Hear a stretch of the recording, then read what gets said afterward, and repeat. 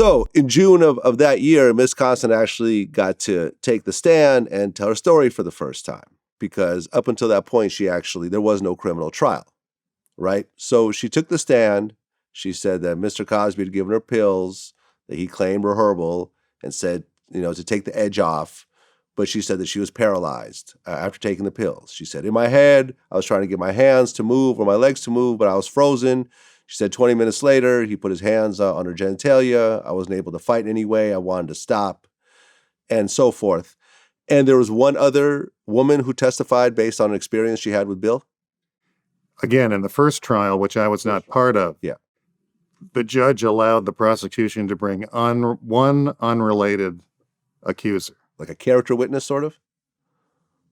They call it something else. We call it 404B witnesses, but it's designed to show pattern, absence of mistake. There are some legal terms that are used to explain why this type of testimony may or may not be appropriate. It's not supposed to be character evidence, but it's supposed to be pattern evidence. It's a whole separate area of the law.